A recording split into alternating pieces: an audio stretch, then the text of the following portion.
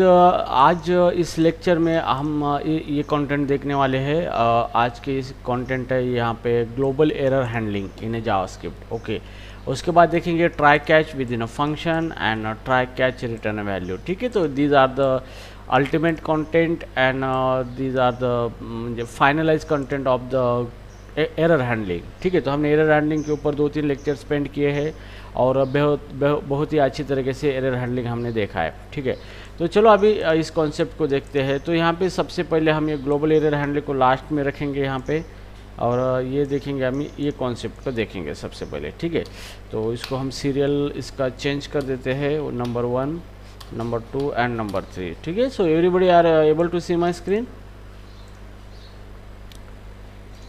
Yes sir. Yes sir. Good. So right now here अभी मैं open कर देता हूँ हमारा फोल्डर, जिसको हम VS कोड में ओपन करना चाहेंगे ताकि हम बेस्ट तरीके से उसके अंदर कोडिंग कर सकते हैं। ओके, तो चलो अभी हम एक सेपरेट JS फाइल बनाएंगे यहाँ पे, जिसके की function dot error dot JS file. Okay, अब इसको अटैच करना है हमें इंडेक्स डॉट HTML फाइल के अंदर। तो dot function error dot JS file को। ठीक है, दैट्स इट। ये हो गया हमारा इनिशियल सेटअप। अभी इस इंडेक्स फाइल को अभी हम रन करेंगे इस तरीके से।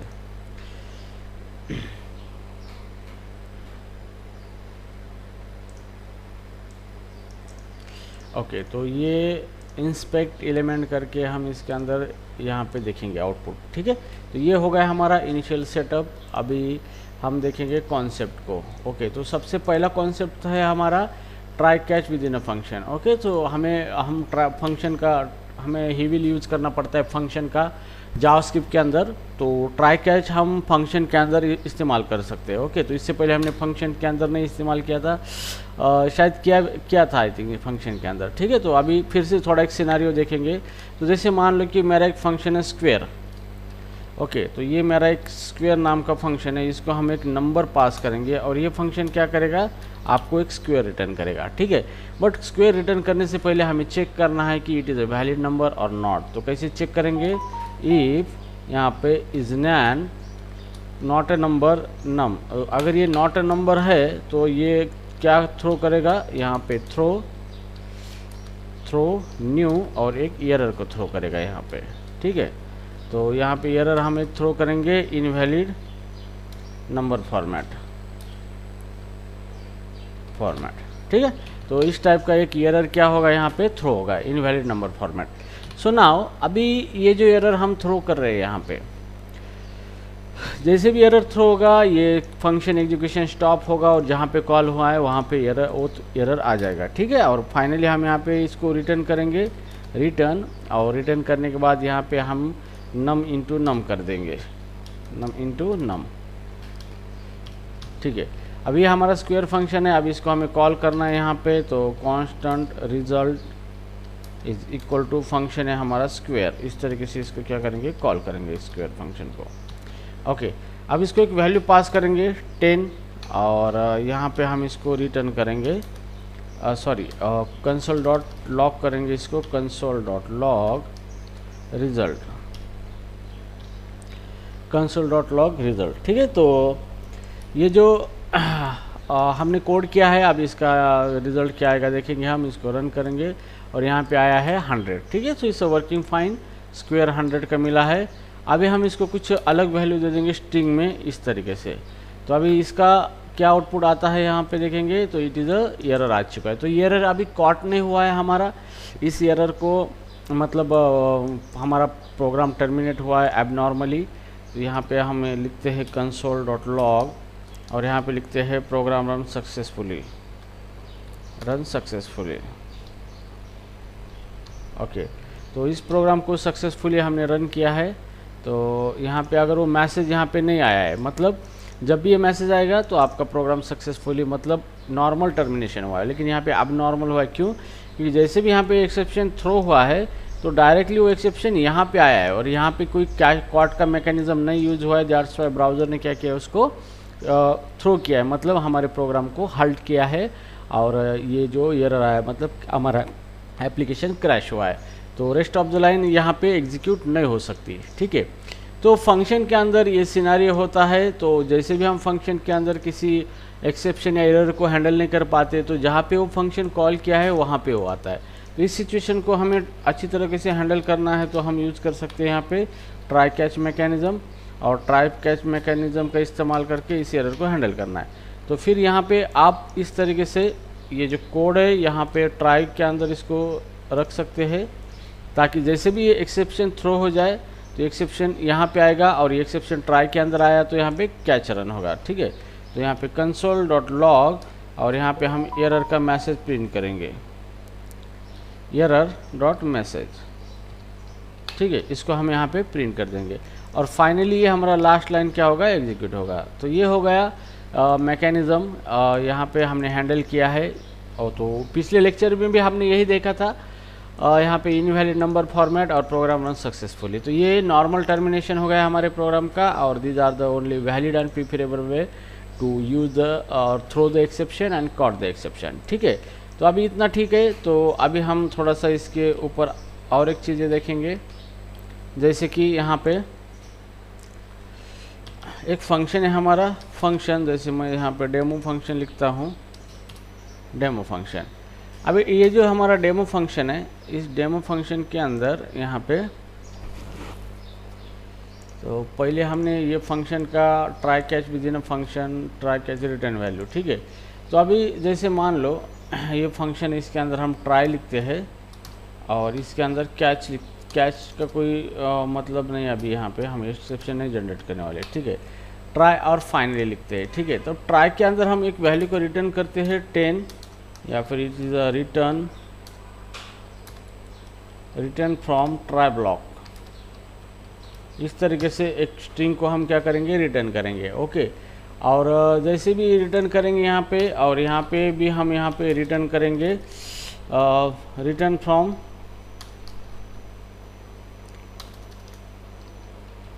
From function and. तो अभी यहाँ पे दो वैल्यू हम रिटर्न कर रहे हैं। तो यहाँ पे देखो ये लाइन थोड़ी सी क्या हो गई है, मतलब शैडो आ गई इसके ऊपर। क्यों? क्योंकि इसका मतलब ट्राई के अंदर ये रिटर्न एग्जीक्यूट हो रहा है, तो यही से फंक्शन रिटर्न हो जाएगा, यहाँ तक नहीं पहुँचेगा। तो this is called as unreachable code.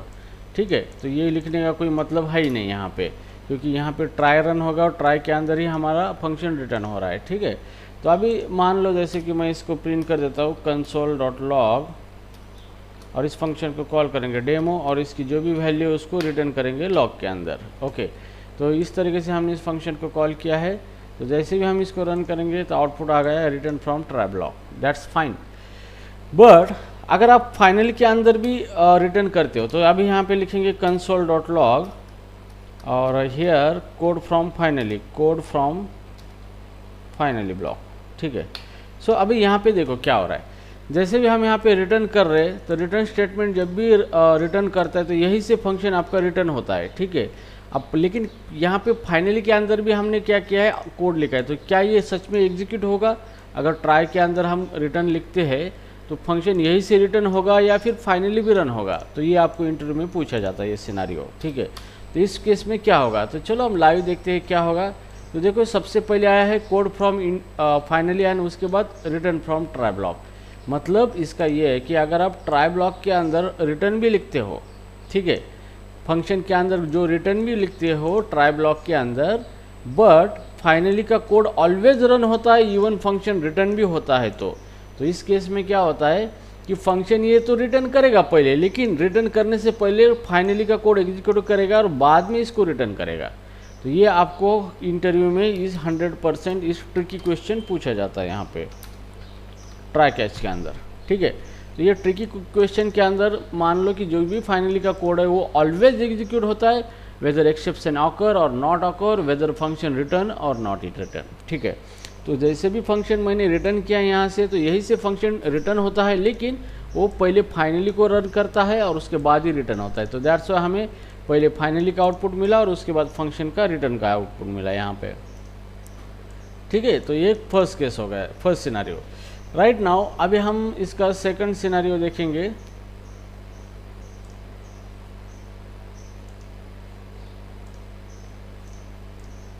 Okay, ये हो गया फर्स्ट सिनारियो। अब इसको हम कमेंट आउट कर देते हैं, ये सेकंड सिनारियो, ठीक है। अब मान लो कि मैंने यहाँ पे भी रिटर्न कर दिया, अभी रिटर्न, और यहाँ पे लिख दिया return from finally block, return from final block. अब क्या होगा, अभी हमने ट्राई में भी रिटर्न लिखा है, फाइनली में भी रिटर्न लिखा है, ठीक है। अब कौन सा रिटर्न आ जाएगा, तो चलो अब इसको अभी हम रन करके देखते हैं लाइव। तो जैसे रन करेंगे तो रिटर्न फ्रॉम फाइनली ब्लॉक, तो इसका मतलब ये होता है कि आप ट्राई में भी रिटर्न लिखते हो, लेकिन फाइनली तो ऑलवेज रन होगा, लेकिन फाइनली में भी रिटर्न लिखते हो तो वो फाइनली वाला रिटर्न वैल्यू ही ओवरराइड करेगा रिटर्न के अंदर, ठीक है। मतलब वो फाइनली का ही रिटर्न कंसिडर करेगा फंक्शन, ना कि उसके पहले जो भी ट्राई के अंदर रिटर्न यूज़ किया है। तो ये एक आपको इंटरव्यू में 100% पूछा जाता है, और बहुत सारे बच्चे यहीं पे कोलैप्स होते हैं, क्योंकि वो ट्राई कैच तो पढ़ते हैं, लेकिन इसके कुछ कॉन्सेप्ट्स होते हैं, उसके ऊपर वो डीपी उनको पढ़ना चाहिए, ठीक है। So it is a interview question, ठीक है।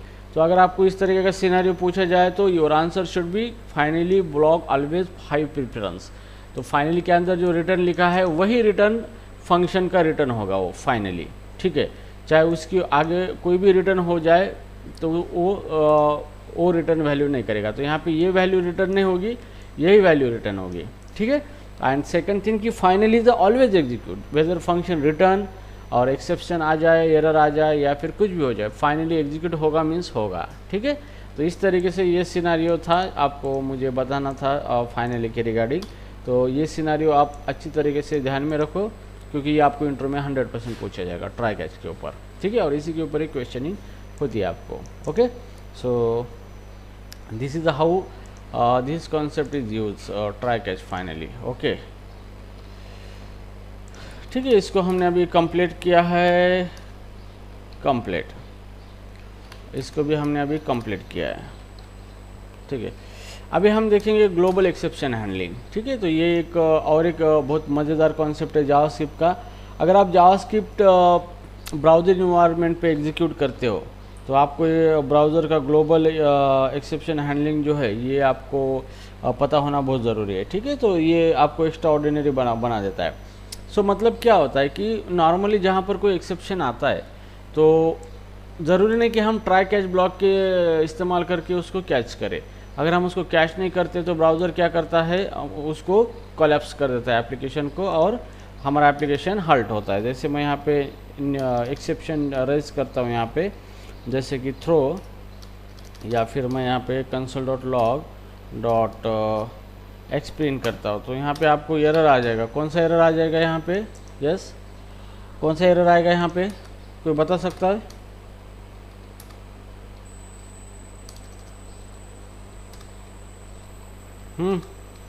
आपको एरर के टाइप बताए थे, तो कौन सा एरर आएगा यहाँ पे? यहाँ पे आएगा रेफरेंस एरर। देखो अब मैंने आपको पढ़ाया है, फिर भी आपको वो चीज़ पे कोई मतलब नहीं है कि क्या पढ़ाया जा रहा है और क्या है। So this will not make a sense actually, क्योंकि आपको कितना भी कंटेंट पढ़ाओ मुझे नहीं लगता कि वो चीज़ वर्कआउट करेगी। दैट्स वाई बहुत सारे इंस्टीट्यूट में जितना चाहिए उतना ही पढ़ाते हैं। उसका रीज़न ये है कि स्टूडेंट लोग उस क्वालिटी के होते ही नहीं है कि उनको उतना पढ़ाया जाए, आगे पढ़ाया पीछे ब्लैंक, आगे पढ़ाया पीछे ब्लैंक।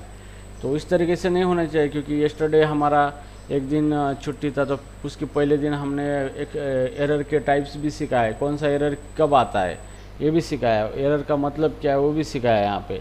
तो यहाँ पे हमने कोड लिखा है console.log x। अब x को हमने यूज़ किया है, लेकिन उससे पहले इसको डिफाइन नहीं किया है, तो इस टाइम आपको रेफरेंस एरर आता है इस टाइप के सिनारियो में। तो ये मैंने आपको पहले भी बताया था, but still no make sense, okay, no worry. What error will come, तो यहाँ पे आएगा रेफरेंस एरर, रेफरेंस एरर, ठीक है। तो अभी चलो जैसे भी ये रेफरेंस एरर आएगा, ब्राउज़र यहाँ पे कोई हमने हैंडलिंग मैकेनिज्म नहीं यूज़ किया ट्राई कैच का, तो ब्राउज़र क्या करेगा, डायरेक्टली ये एप्लीकेशन को हल्ट करेगा। तो यहाँ पे कोई एक्सेप्शन कॉट नहीं हुआ है हमारा, ठीक है।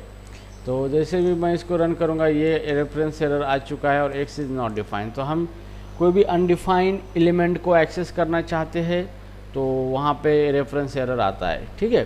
तो ये एक्सेप्शन राइज हुआ है, ब्राउज़र ने कोलैप्स कर दिया एप्लीकेशन और ये हमारा हाल्ट हो गया है, ठीक है।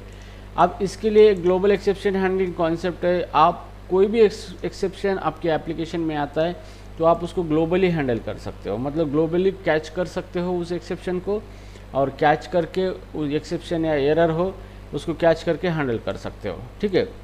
तो यहाँ पे आपको कोई स्पेसिफिक ट्राई कैच नहीं यूज़ करना है। ट्राई कैच आप इसलिए इस्तेमाल करते हैं कि आपको जहाँ जहाँ पर एक्सेप्शन आने की पॉसिबिलिटी लगती है, एरर आने की, तो आप उसको मैनेज करते हो। लेकिन ग्लोबल एक्सेप्शन हैंडलिंग का मतलब ये होता है कि आप कहीं पर भी एप्लीकेशन में एरर आता है तो आप उसको एक ही जगह पे मैनेज करते हो, ठीक है। तो ग्लोबल एक्सेप्शन हैंडलिंग के लिए आपको चाहिए यहाँ पे इवेंट हैंडलर रजिस्टर करना है, बाकी कुछ नहीं करना है। ग्लोबल एक्सेप्शन हैंडलिंग, ठीक है। अब ग्लोबल एक्सेप्शन हैंडलिंग में आपका ग्लोबल ऑब्जेक्ट होता है विंडो, तो विंडो ऑब्जेक्ट है और उसका एक आपको इवेंट लिस्टनर को रजिस्टर करना है ऑन एरर। ऑन एरर ये क्या है, एक इवेंट प्रॉपर्टी है, ओके। सो ये एक इवेंट लिस्टनर है, इसको हमें एक इवेंट हैंडलर पास करना है। जैसे भी ये इवेंट ऑकर होगा, मतलब कहीं पर भी एरर आएगा आपके जावास्क्रिप्ट के अंदर, तो ये विंडो जावास्क्रिप्ट क्या करेगा, ऑन एरर इवेंट लिस्टनर को क्या करेगा, रन करेगा, ठीक है। तो आपको इसको एक फंक्शन देना है, यहाँ पे फंक्शन, एक फंक्शन देना है, ठीक है। अब जैसे भी कोई एरर आएगा तो ऑटोमेटिकली जावास्क्रिप्ट क्या करेगा, इस फंक्शन को कॉल करेगा आपके यहाँ पे, ठीक है। जैसे यहाँ पे पहला आर्गुमेंट में पैरामीटर मैसेज देता हूँ, मतलब एरर मैसेज इसके अंदर वो पास करेगा और फंक्शन को कॉल करेगा। और यहाँ पे console.log करेंगे हम यहाँ पे, और यहाँ पे मैसेज को प्रिंट आउट करेंगे। तो यहाँ पे क्या होगा कि जैसे भी एरर आएगा आपके जावास्क्रिप्ट एप्लीकेशन के अंदर, तो जावास्क्रिप्ट ऑटोमेटिकली ऑन एरर को क्या करेगा, रन करेगा, और इसके अंदर जो पास किया फंक्शन है हमने, इसको कॉल करेगा और यहाँ पे वो मैसेज भेजेगा कि कौन सा एरर आया, एरर मैसेज, ठीक है। तो अभी चलो मैं यहाँ पे प्रिंट कर देता हूँ कंसोल, यहाँ पे console.log और यहाँ पे x प्रिंट कर देता हूँ मैं, ठीक है। तो यहाँ पे ये क्या है, एरर कोड है, this is a error code. तो यहाँ पे क्या होगा, एरर आएगा आपका, कौन सा एरर आएगा, रेफरेंस एरर,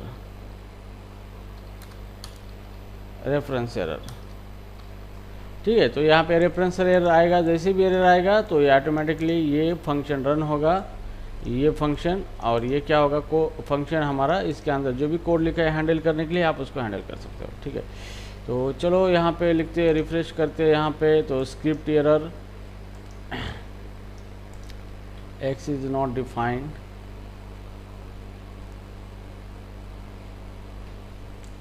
ओके। तो अभी यहाँ पे देखो, यहाँ पे ये स्क्रिप्ट एरर आया यहाँ पे 42 लाइन नंबर पे यहाँ पे। तो जैसे भी ये हमारा एरर,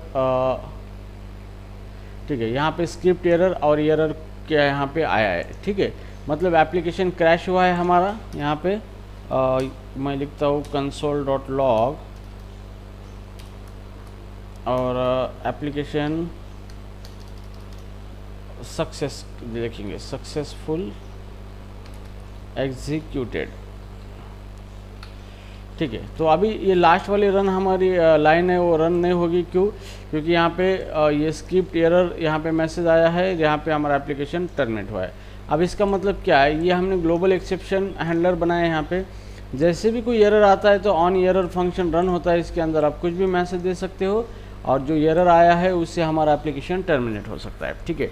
तो इसका मतलब, इसका सिर्फ यही पर्पज़ है कि एक्सेप्शन को हैंडल नहीं करेगा ये क्या करेगा, जब भी कोई एरर आएगा तो उस एरर के आता है तो एक इवेंट जनरेट करेगा ऑन एरर और उस इवेंट पे फंक्शन कॉल करेगा। लेकिन आपका एरर है वो आपका एप्लीकेशन क्रैश करेगा ये, लेकिन एरर आने पे आपको कुछ मैसेज देना है या कुछ करना है तो आप क्या कर सकते हो, ये इवेंट जनरेट कर सकते हो, ठीक है। तो ऑन एरर एक इवेंट है, उसको एक फंक्शन पास करना है, उसी को इवेंट हैंडलर कहा जाता है, ताकि उस फंक्शन को वो इवेंट जनरेट होने के बाद कॉल किया जा सके, ठीक है। तो इस तरीके से यहाँ पे एरर आया है, जैसे भी एरर आता है ये ऑन एरर फंक्शन रन होगा, उसके अंदर का कोड होगा यहाँ पे, और उसके बाद क्या होगा, ये हमारा फंक्शन जो है ये सॉरी ये एरर क्या करेगा, एप्लीकेशन को हल्ट करेगा, ठीक है।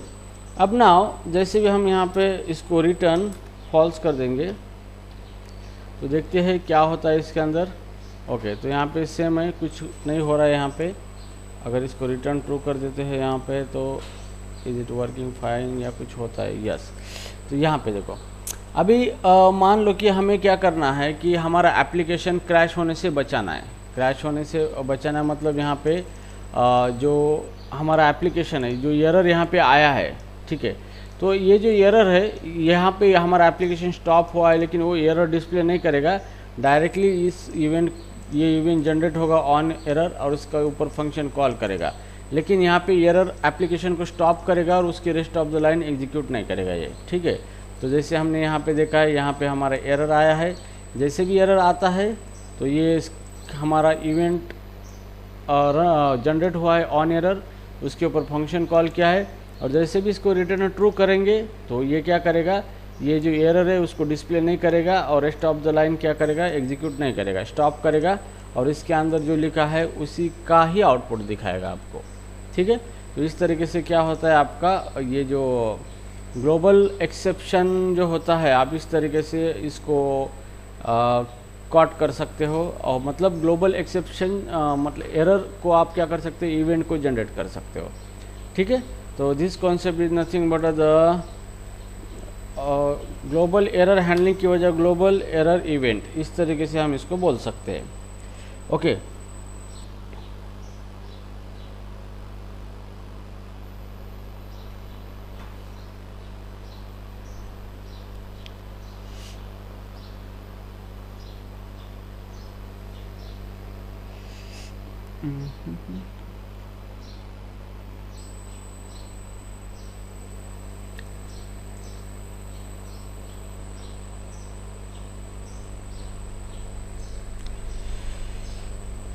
ठीक है, तो अभी अगर हम इसको ये रिटर्न ट्रू करते तो ये क्या करता है, रिटर्न ट्रू का मतलब ये होता है कि it prevent default error handling, prevent error handling, ठीक है। तो इस तरीके से क्या होता है, जैसे हम इसको ये फंक्शन रिटर्न ट्रू करता है तो डिफ़ॉल्ट एरर हैंडलिंग को प्रिवेंट किया जाता है। तो जैसे हम इसको फॉल्स कर देंगे यहाँ पे, तो ये डिफ़ॉल्ट एरर हैंडलिंग को प्रिवेंट नहीं करेगा, और ये एरर फंक्शन जो है वो कॉल करेगा हमारा, और एरर जो है उसको एज इट इज़ प्रिंट करेगा और एप्लीकेशन हल्ट हो जाएगा। तो इस तरीके से हम क्या कर सकते हैं, एरर को एरर इवेंट को जनरेट कर सकते हैं, ठीक है। अब इसके अंदर यहाँ पे और कोई पैरामीटर है जिसकी वैल्यू पास करता है एरर जनरेट होने पे, सोर्स, ठीक है। अब सोर्स का मतलब क्या होता है, हम यहाँ पे देखेंगे console.log और यहाँ पे प्रिंट करेंगे सोर्स,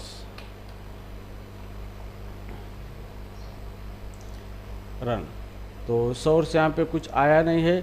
सोर्स का मतलब ये होता है कि जहाँ से आपका एक्सेप्शन रन हो रहा है जिस ऑब्जेक्ट के ऊपर, वो यहाँ पे दिखाता है। तो यहाँ पे कोई ऑब्जेक्ट के ऊपर या हमारा एक्सेप्शन या फंक्शन के ऊपर नहीं जनरेट नहीं हुआ है, क्या इसलिए सोर्स यहाँ पे ब्लैंक आया है।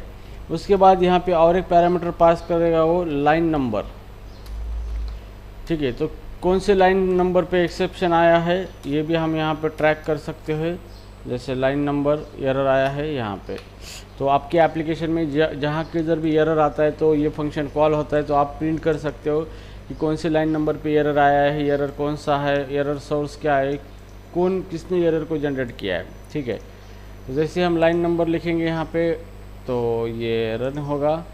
लाइन नंबर यहाँ पे आया है 0, लाइन नंबर 0 पे आया है। अब लाइन नंबर 0 मतलब इसके अंदर पहले यही कोड हमारा एग्जीक्यूट हो रहा है, तो ये लाइन नंबर 0 पे है, ठीक है। उसके बाद हमारा एरर जैसे भी जनरेट होता है तो बाद में ये एग्जीक्यूट होता है, तो फर्स्ट लाइन यही एग्जीक्यूट हो रही है, इसलिए ये लाइन नंबर 0 है हमारा, ठीक है। उसके बाद है यहाँ पे लाइन नंबर के बाद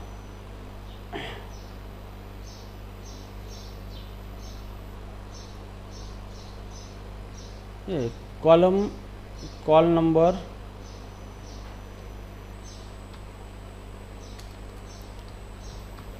कॉलम नंबर, ठीक है। तो यहाँ पे हम देखेंगे console.log कॉलम नंबर, तो इसको रन करेंगे यहाँ पे, तो यहाँ पे कॉलम नंबर भी 0 आया है यहाँ पे। लाइन नंबर और कॉलम नंबर प्रॉपर्टी यहाँ पे 0 दिखा रहा है। तो कॉलम नंबर का मतलब ये होता है कि ये कॉलम नंबर मतलब यहाँ से स्टेटमेंट शुरू हुआ है, ठीक है। लाइन नंबर मतलब वर्टिकली कितनी लाइन है, लाइन 1 लाइन 2, तो हमारी लाइन नंबर यही क्या हो रही है, रन हो रही है। और column number means number of characters each line के अंदर, ठीक है। तो कैरेक्टर 0 मतलब यहाँ से हमारा स्टार्ट हो रहा है, तो इसलिए 0 0 आया यहाँ पे। फाइनली कॉमा और यहाँ पे हम देखेंगे एरर, तो ये डिस्प्ले करेगा कौन सा एरर आया है, console.log और यहाँ पे एरर। और जैसे भी हम इसको प्रिंट करेंगे तो एरर के अंदर ये इसने नल दिया है, ठीक है। तो ये डिफ़ॉल्ट पैरामीटर जो होते हैं ये इवेंट हैंडलर के, ऑन एरर इवेंट हैंडलर के इसके पैरामीटर है, लेकिन यहाँ पे ये जो आउटपुट आ रहा है यहाँ पे, तो वो सिस्टम इसको ये पैरामीटर पास कर रहा है। तो हमारा मेन पर्पज़ यही था कि हमें ऑन एरर इवेंट को देखना था। जैसे भी कहीं पर भी एप्लीकेशन के अंदर एरर आता है तो इसका ये हैंडलर फंक्शन क्या होगा, एग्जीक्यूट होगा। और उस फंक्शन के अंदर हमें जो कुछ ट्रैक करना है हम वो सारी चीज़ें ट्रैक कर सकते हैं।